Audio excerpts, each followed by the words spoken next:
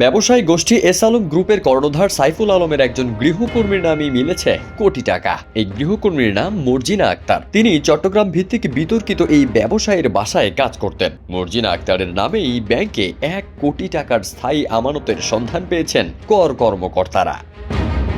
250-টিরও বেশি design option নিয়ে Walton smart fridge, বোঝে আপনার প্রয়োজন।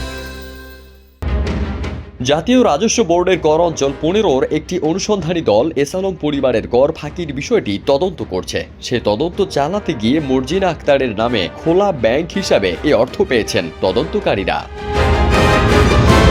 সূত্রে জানা গেছে, চট্টগ্রাম শহরে ইসলামী ব্যাংকের 5 লাইশের SFA টাওয়ার শাখায় 22টি স্থায়ী আমানতের মাধ্যমে 1 কোটি টাকা গচ্ছিত রেখেছেন গৃহকর্মী মর্জিনা আক্তার। এসব স্থায়ী আমানত খোলা হয়েছে চলতি বছরের 4 ফেব্রুয়ারি। শুরুতে প্রতিটি FDR এ গড়ে 4.5 লাখ টাকা করে রাখা হয়। এখন প্রতিটি FDR এর বিপরীতে সুদ সহ 4,70,903 টাকা জমা হয়েছে। সেই হিসাবে ইসলামী ব্যাংকে মর্জিনা আক্তারের 22টি FDR এ জমা আছে 1,59,866 টাকা।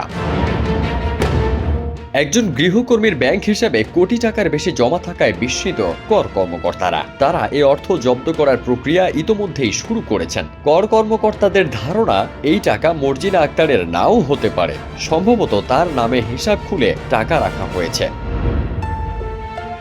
এছাড়া চট্টগ্রাম শহরের প্রবর্তক মোড়ে অবস্থিত ফার্স্ট সিকিউরিটি ইসলামী ব্যাংকের একটি শাখায় মর্জিনা আক্তারের আরেকটি ব্যাংক হিসাবের সন্ধান মিলেছে। হিসাবটি 2012 সালের জানুয়ারি মাসে খোলা হয়। গত 27 আগস্ট পর্যন্ত 12 বছরে এই হিসাবে 1,84,00,000 টাকা লেনদেন হয়েছে বলে নথিপত্রে দেখা গেছে। বিভিন্ন সময়ে ওই হিসাবে টাকা জমা ও উত্তোলন করা হয়েছে। বর্তমানে ওই হিসাবে উত্তোলনযোগ্য অর্থ নেই বলে কর্মকর্তারা জানিয়েছেন।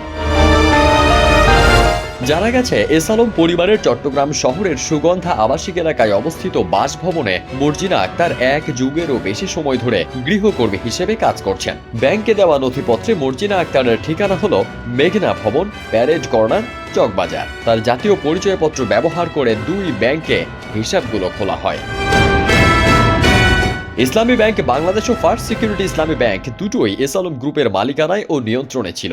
সম্প্রতি এই দুটি ব্যাংকের পরিচালনা পর্ষদ বাতিল করে নতুন পর্ষদ দিয়েছে বাংলাদেশ ব্যাংক। ফার্স্ট সিকিউরিটি ইসলামী ব্যাংকের চেয়ারম্যান ছিলেন সাইফুল আলম নিজে, আর ইসলামী ব্যাংকের চেয়ারম্যান ছিলেন তার ছেলে আহসানুল আলম। আওয়ামী লীগ সরকারের পতনের পর ব্যাংক দুটি এস আলম মুক্ত করা হয়। ফারদিন সানি, দেশ রূপান্তর।